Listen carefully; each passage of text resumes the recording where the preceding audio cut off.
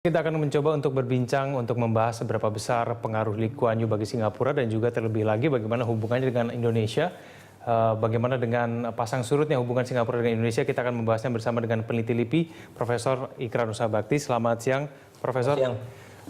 Pak Ikrar, kalau Anda melihat ini suasana di sana itu begitu ramai sekali ya, ratusan jiwa, ratusan ribu masyarakat Singapura. Kalau menurut Anda seberapa besar pengaruh Lee Kuan Yew terhadap Singapura sebetulnya? Yang jelas beliau adalah tokoh, boleh dikatakan bukan cuma Bapak Singapura ya, tapi juga tokoh politik yang sangat besar ya, bagi Singapura juga bagi ASEAN ya.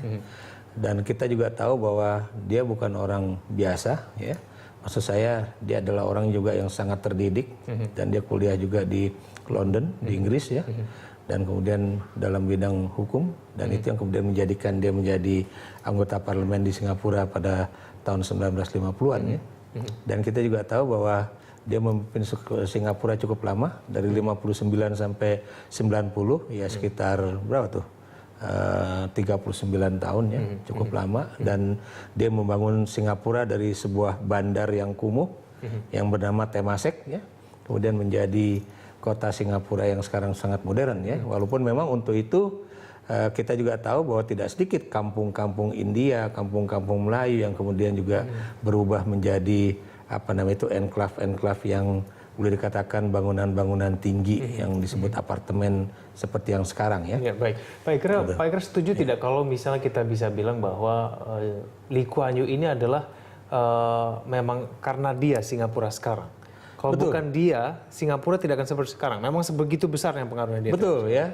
Jadi gini, kita juga harus melihat bahwa Singapura itu kan tadinya juga tidak ingin berdiri sendiri sebagai suatu apa ya negara dengan etnik Tionghoa di Asia Tenggara yang cukup besar ya. Makanya kan kita tahu bahwa Singapura kan tadinya juga ingin bergabung dengan Malaya kan gitu kan. Tapi di Federasi kan, Malaysia itu ya. Federasi Malaya pada saat itu ya. Tapi kan karena kita tahu bahwa tampaknya Malaysia sekarang itu tidak itu begitu berkenan adanya Lee Kuan Yew yang kemudian bergabung dengan Federasi Malaya itu, makanya kemudian terpaksalah Singapura kemudian menjadi satu negara yang berdiri sendiri ya. Dan kita juga tahu bahwa sampai detik ini ya, kalau Anda tanya bagaimana hubungan dengan Indonesia ya, Singapura itu kan juga dari dulu ya memang memiliki peranan yang penting dalam perdagangan khususnya yang terkait dengan penyelundupan bahan-bahan baku dari Indonesia ke Singapura ya.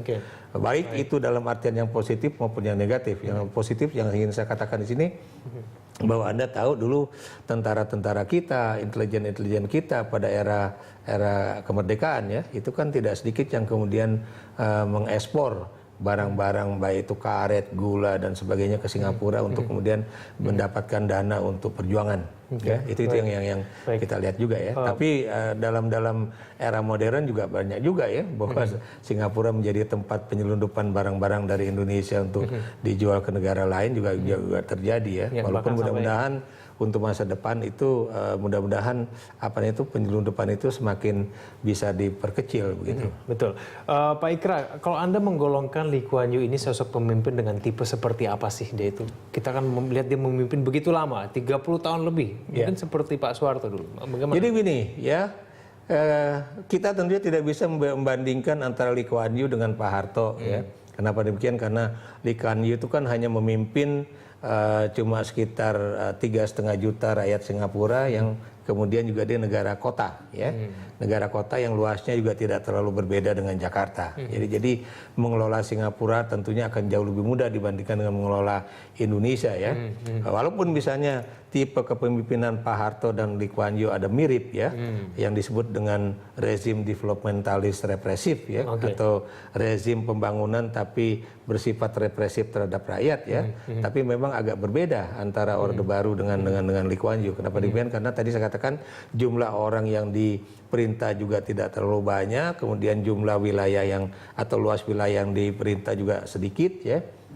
Dan juga kalau kita perhatikan ya, sumber daya manusianya kan juga relatif berbeda. Maksud saya di sini Singapura itu walaupun terdapat 3 etnik besar di situ, yaitu Cina khususnya yang mayoritas dan kemudian etnik Melayu dan juga India ya.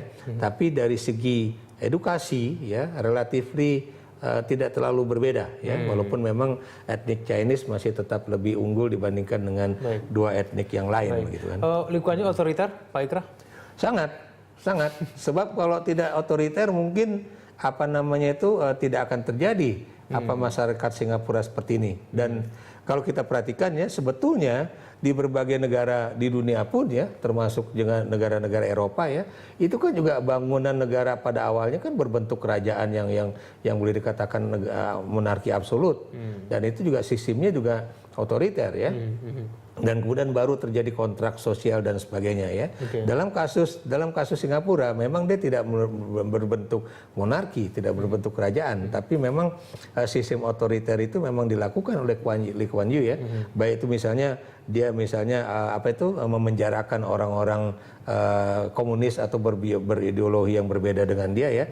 Tapi kan dia juga mengatakan bahwa oke, dengan cara saya seperti ini, dengan membangun Singapura yang berbeda dengan ideologi Anda, tapi Anda di penjara juga masih tetap mendapatkan roti dan keju dan sebagainya ya. Tidak diperlakukan semena-mena begitu. Betul. Dan kemudian kalau kita perhatikan ya, bangunan masyarakat Singapura yang diciptakan oleh Lee Kuan Yew memang bangunan masyarakat yang tidak boleh berleha-leha, yang tidak boleh bermalas-malasan ya. Bahkan kalau Anda perhatikan, tidak sedikit supir taksi di Singapura sampai detik ini itu adalah mantan-mantan manajer yang dulu pernah bekerja di Indonesia ataupun di Cina ataupun dimanapun ya, yang dulu memang memiliki posisi status sosial ekonomi yang tinggi. Nah, saya kadang-kadang bertanya pada mereka, kenapa Anda sampai sekarang masih harus bekerja menjadi supir taksi? Dan jawaban mereka, saya harus makan. Dan di Singapura itu tidak boleh berdiam diri, sebab kalau kita harus makan, kita harus bekerja, kan gitu kan. Karena memang mereka itu tidak menggunakan sistem pensiun seperti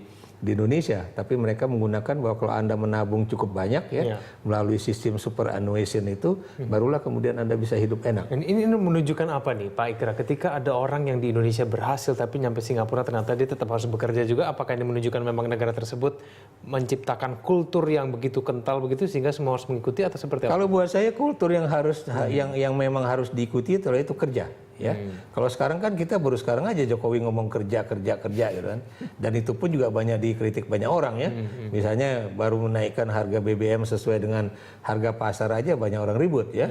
Dan kemudian Anda lihat ya, kenaikan harga bahan pokok juga ya, walaupun itu mungkin disebabkan oleh iklim, itu juga orang ribut ya. Tapi di Singapura tidak ada orang ribut. Kenapa demikian? Karena memang itulah yang harus mereka hadapi ya, termasuk juga mereka harus hidup dengan yang tadinya bisa berumah dengan tanah yang luas, kemudian ternyata akhirnya diambil alih oleh pemerintah atau dibeli oleh pemerintah dan kemudian dijadikan apartemen-apartemen yang luas ya, itu mau tidak mau mereka harus ikuti ya. Oke, baik. Pak Ikra, kita lanjutkan lagi dulu kita di segmen selanjutnya. Pemirsa tetaplah bersama kami di Special Report.